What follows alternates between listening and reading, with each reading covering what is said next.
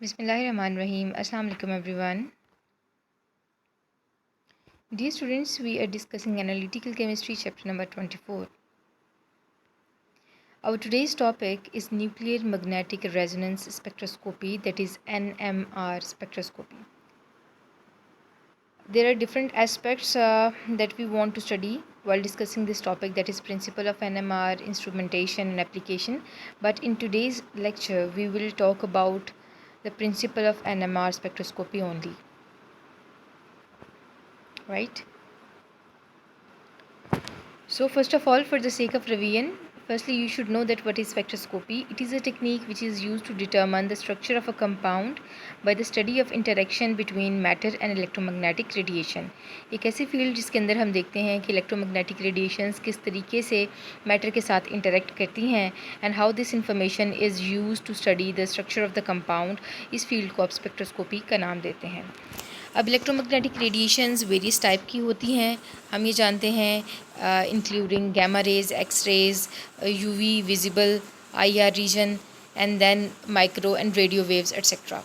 जब इनमें से एक पर्टिकुलर किस्म की इलेक्ट्रोमैग्नेटिक रेडिएशन को आप अपने एनालाइट के थ्रू पास करते हैं, यानी ऐसा सब्सटेंस जिसको आपने एनालाइज करना है, तो आपके पास जो ग्राफ की फॉर्म में डाटा रिकॉर्ड होता है उसको आप स्पेक्ट्रोफोटोग्राफ का नाम देते हैं या स्पेक्ट्रम का नाम देते हैं. फॉर एग्ज़ाम्पल, जब यूवी विजिबल रेडिएशंस को आप एनालाइट से पास करते हैं तो वो रेडिएशंस कैसे इंटरेक्ट करती हैं आपके एनालाइट के साथ कि वो इलेक्ट्रॉन एक्साइटेशन कॉज कराती हैं from lower energy levels to the higher energy levels. और जो आपके पास स्पेक्ट्रम आता है, you call it as UV visible spectrum. Now coming towards I R radiations vibrational changes cause कराती हैं एनालाइट के अंदर और जिसके स्पेक्ट्रम को आई आर स्पेक्ट्रम कहा जाता है. Our today's topic is what happens when we pass radio waves or radio frequencies through the analyte. When you pass radio frequencies through analyte, spin rotational changes occur and the graph that we get is NMR, nuclear magnetic resonance spectrum.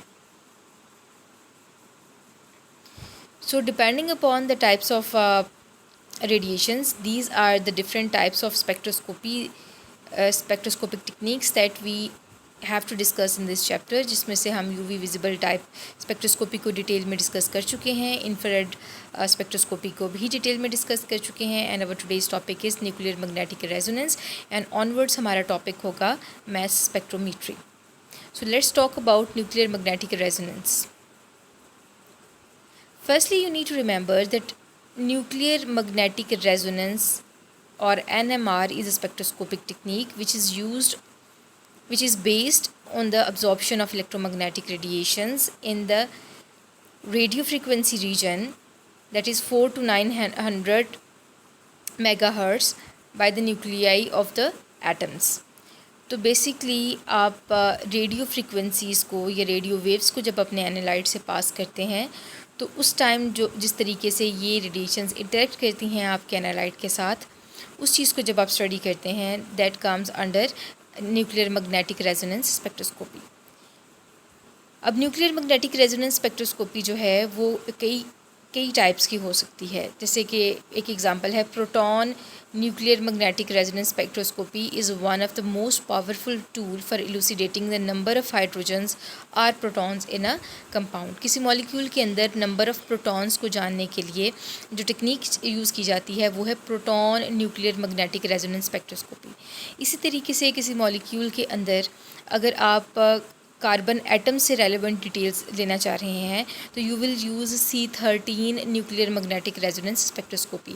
इसी तरीके से जैसे मैंने proton और C13 के लिए explanation दी, this technique is use to study a wide variety of nuclei, fluorine 19 and then nitrogen 15 and phosphorus 31. इन सारी न्यूक्लियाई को स्टडी करने के लिए और इनसे रेलेवेंट डिटेल्स को लेने के लिए respective type of NMR spectroscopies होती हैं.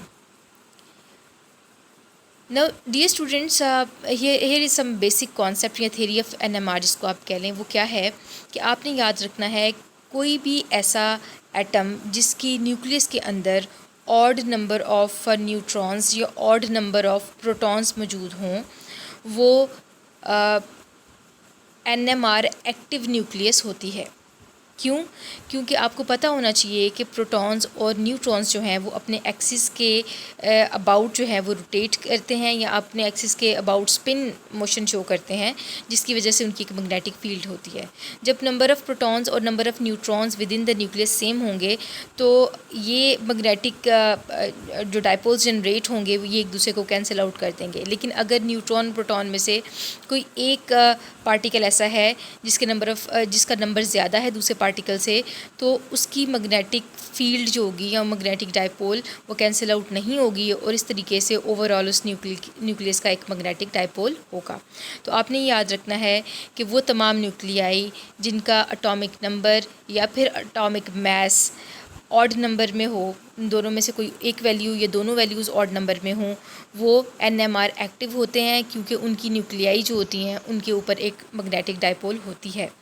जबकि ऐसे न्यूक्लियाई जिनके अंदर even number of atomic mass और इवन एटॉमिक नंबर हो, या यूँ कह लें कि नंबर ऑफ़ प्रोटॉन्स और नंबर ऑफ़ न्यूट्रॉन्स इक्वल हों, उनका जो स्पिन क्वांटम नंबर है जिसको I से रिप्रेजेंट करते हैं उसकी वैल्यू ज़ीरो होती है और स्पिन क्वांटम नंबर की वैल्यू ज़ीरो होने की वजह से उनकी वो NMR एक्टिव नहीं होते, they are inactive to NMR technique.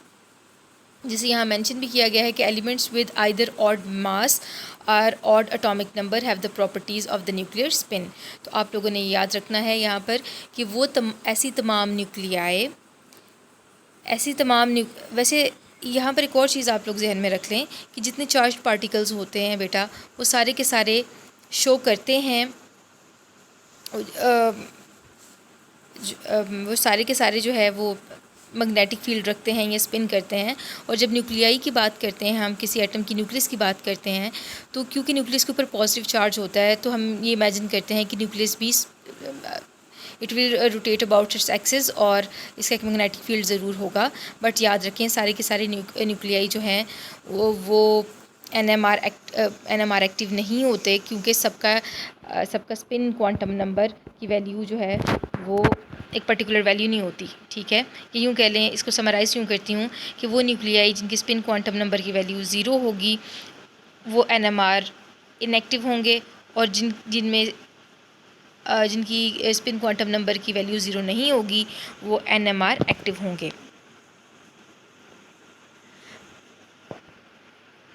Alright, so dear students, here is something very important. आप ये याद रखें कि कोई भी न्यूक्लियस आपके सामने है और वो NMR एक्टिव है, यानी वो अपने एक्सिस के अबाउट रोटेट कर रही है जिसकी वजह से उसकी एक पर्टिकुलर मैग्नेटिक फील्ड है। जब इसको आप एक्सटर्नल मैग्नेटिक फील्ड के अंदर रख देते हैं तो उनकी अपनी ओरिएंटेशन जो है वो चेंज हो जाती है। वो खुद को या तो मैग्नेटिक फील्ड के अलॉन्ग अलाइन कर लेते हैं या मैग्नेटिक फील्ड के ऑपोजिट डायरेक्शन में अलाइन कर लेते हैं तो न्यूक्लियाई। अब कितनी पॉसिबिलिटीज़ हैं, what are the number of possibilities कि जिस तरीके से वो न्यूक्लियाई एक्सटर्नल मैग्नेटिक फील्ड में खुद को ओरिएंट कर सकते हैं, ये डिपेंड करता है उस फॉर्मूला से जो फॉर्मूला यहाँ पर मेंशन है। फॉर एग्ज़ाम्पल हाइड्रोजन के लिए अगर आप वैल्यू फाइंड आउट करना चाहें तो टोटल पॉसिबिलिटीज़ निकलती हैं 2। Alright, so here comes the most important point of today's lecture, the principle of NMR. The theory behind NMR comes from the spin of nucleus and it generates a magnetic field. Without an external applied magnetic field, the nucleus spins are random in direction. आप याद रखें जो ऊपर वाली आपको show की जा रही है डायग्राम, उसमें आप ये न्यूक्लियाई शो की जा रहे हैं। किसी भी एटम के न्यूक्लियस हैं ये जो कि NMR एक्टिव हैं और इनकी अपनी एक मैग्नेटिक फील्ड है और उस मैग्नेटिक फील्ड की डायरेक्शन इस एरो से शो की जा रही है, जो एरोज़ थ्रू दीज पार्टिकल्स आपको शो किए जा रहे हैं। और आप ये देख सकते हैं कि इनकी मैग्नेटिक फील्ड की जो डायरेक्शन है वो रैंडम नज़र आ रही है अभी आप लोगों को यहाँ पर।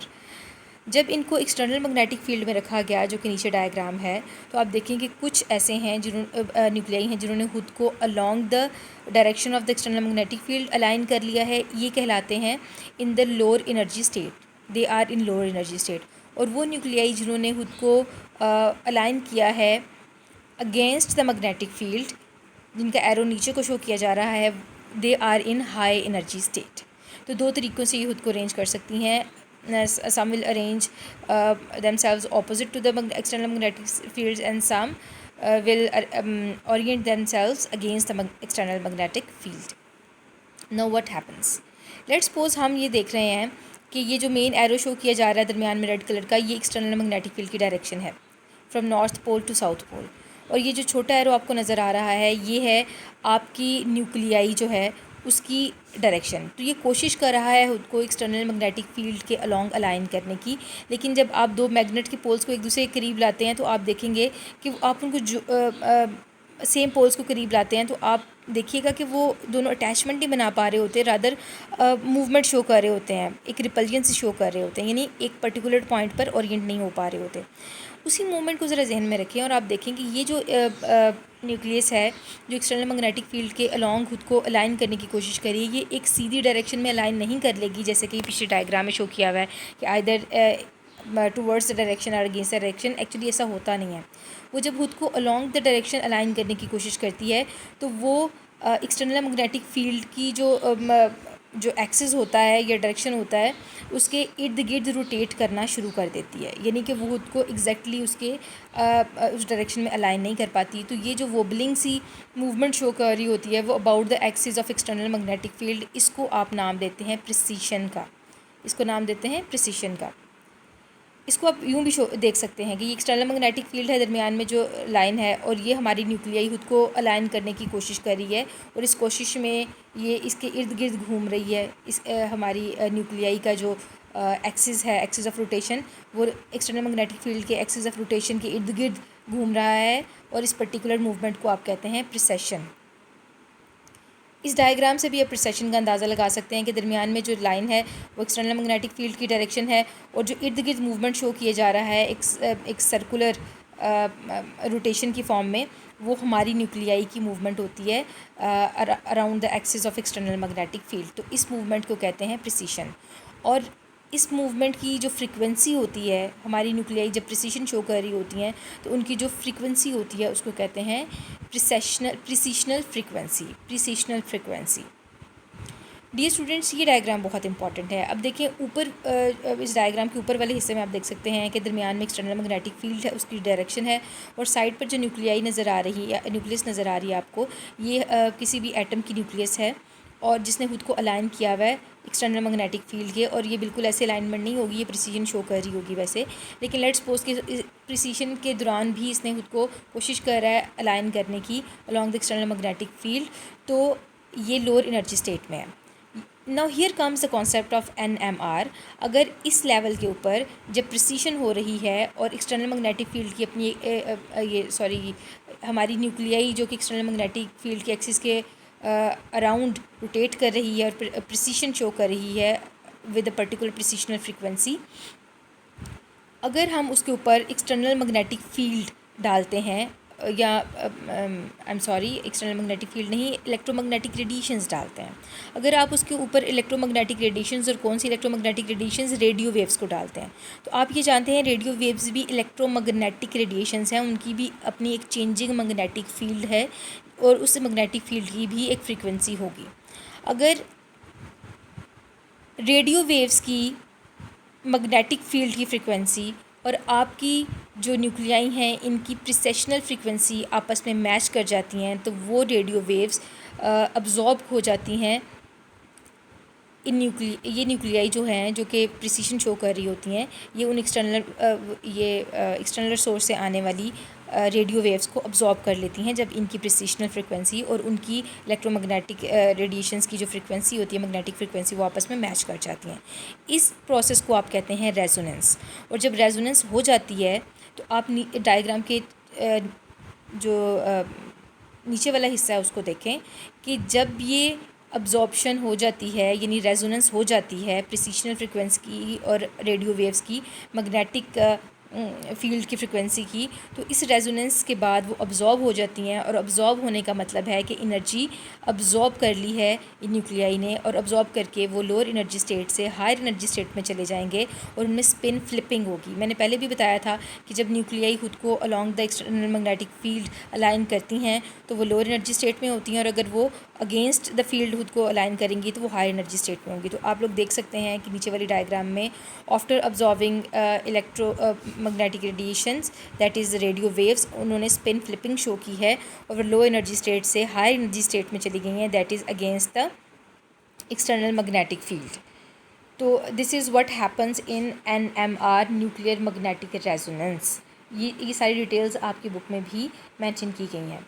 अब क्या होता है कि जब ये हाई एनर्जी स्टेट के अंदर मौजूद न्यूक्लियाई जिनमें स्पिन फ्लिपिंग हुई है और वो हाई एनर्जी स्टेट में गई हैं, क्योंकि कोई भी चीज़ हाई एनर्जी स्टेट में स्टेबल नहीं होती तो उसे ग्राउंड स्टेट में आना होता है, और जब वो ग्राउंड स्टेट में आएंगी तो जो रेडियो वेव्स उन्होंने अब्जॉर्ब की थी अगेंस्ट मैग्नेटिक फील्ड खुद को अरेंज करने के लिए, उसको इमिट करेंगी, और जब वो रेडिएशंस इमिट की जाएंगी तो उन रेडिएशंस को कलेक्ट कर लिया जाता है और उनको रिकॉर्ड किया जाता है।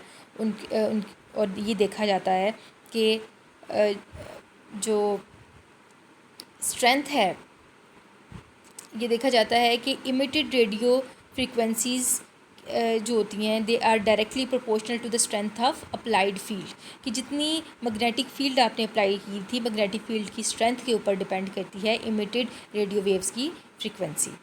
तो इस तरीके से डाटा कलेक्ट किया जाता है और प्लॉट किया जाता है। ये प्लॉट आपको शो होगा कुछ इस तरीके से, जिसको आप NMR स्पेक्ट्रम का नाम देते हैं। So that was the introduction about the principle of NMR। That's all for today. Thank you so much.